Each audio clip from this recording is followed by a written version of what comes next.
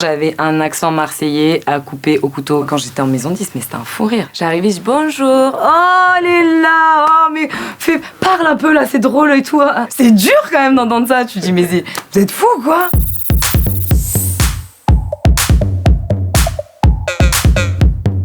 Quand j'avais 16 ans, Diams appelle Soprano en lui disant j'ai plus ma première partie. Et en fait, Sopra lui dit bah écoute, j'ai une chanteuse avec qui je travaille, si tu veux, je peux lui demander. J'avais jamais fait de scène vraiment quoi. Et donc Mélanie, sous la pression, enfin voilà, elle se dit ok, c'est bon, c'est parfait, hein, tu vois, elle a pas réfléchi. Et donc là, on m'annonce la nouvelle en me disant ok, tu vas faire les premières parties de Diams, les Zéniths. Quoi. Genre je suis... Ok.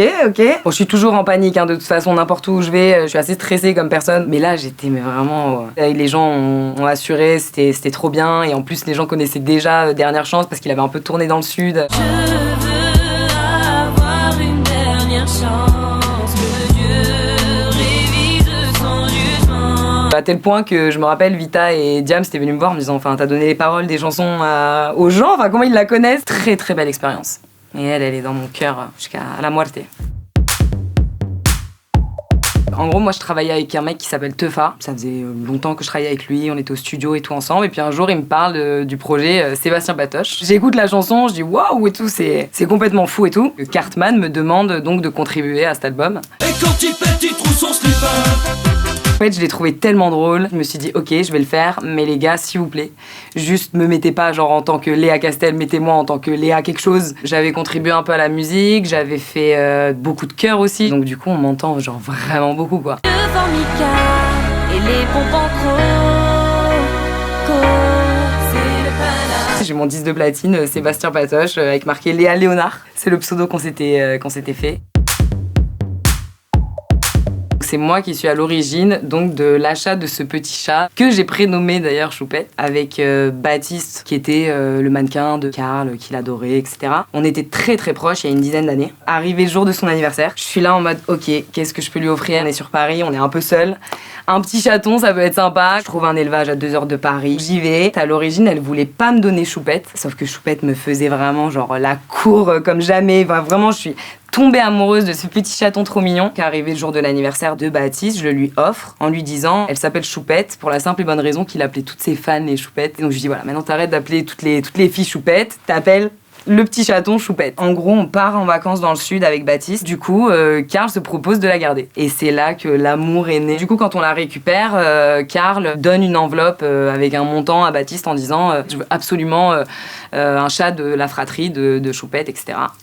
Et donc je retourne à l'animalerie et là je lui dis à la femme, je lui dis bon bah voilà, maintenant c'est pour Karl Lagerfeld. Donc la meuf, ça y est, c'est bon madame, vous voulez quel chat en fait? Bon à un moment je suis bonne payeuse donc de toute façon il n'y a pas de problème. Je prends un autre chat et je dis à Baptiste, voilà il est tombé fou amoureux de Choupette, donne-lui Choupette.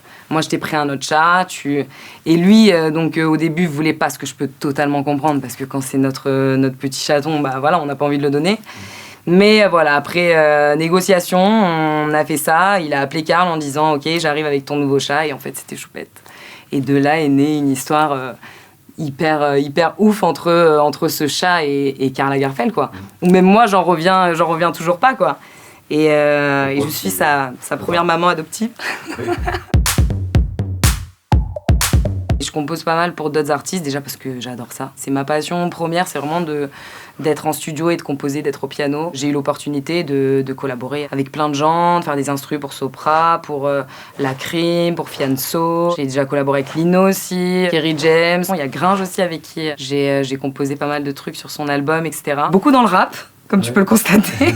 C'est bête à dire, mais je reste une fille et en tant que fille, bon, voilà, c'est le milieu rap, voilà, c'est très masculin, on va pas se mentir. Pendant longtemps, c'était difficile pour moi. Et il y a très peu de meufs qui sont beatmakers. Moi, j'essaie de m'introduire et c'est vrai qu'on me laisse plus de chance aujourd'hui, encore plus, parce que la place de la femme a beaucoup plus d'importance aujourd'hui. Donc c'est trop cool, moi je m'éclate. J'avais un accent marseillais à couper au couteau, mais genre vraiment, quand je suis arrivée sur Paris, c'était oh putain, attends, c'est trop bien là et tout. J'étais vraiment genre la vraie marseillaise. Je suis arrivée sur Paris et en fait, ce qui m'a un peu énervée, c'est que les gens enfin, nous voit comme une attraction limite. Quand j'étais en maison 10, mais c'était un fou rire. J'arrivais, je dis bonjour, oh elle est là, oh mais parle un peu là, c'est drôle et tout. C'est dur quand même d'entendre ça. Tu dis mais vous êtes fous quoi. Et donc je me rappelle un jour, j'étais avec une copine et je dis ok. Je veux retirer mon accent. Ça y est, moi je veux qu'on me prenne au sérieux, je veux que quand je parle, on m'écoute. Et ça a vraiment fonctionné. Mais quand je descends dans le sud, évidemment, maman, et alors? Voilà, ça revient tout de suite. Et quand je m'énerve aussi. Quand j'étais petite, j'adorais regarder des films. Je mettais sur mute. Et moi, j'étais au piano et j'attendais que la scène se passe et je jouais, tu vois. Et je disais à ma famille ou mes potes, j'ai regarde et tout, est-ce que ça fait bien? Regarde là, t'as de l'émotion et tout.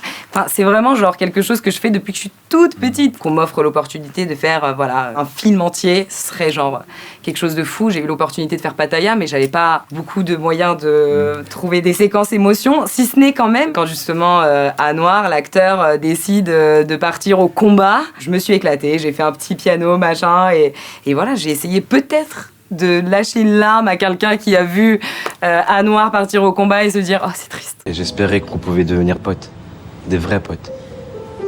Même si j'ai une tête chelou, des pieds chelous.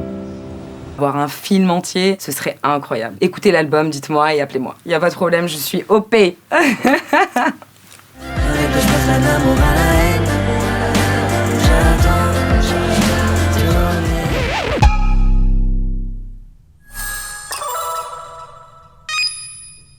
Colmini.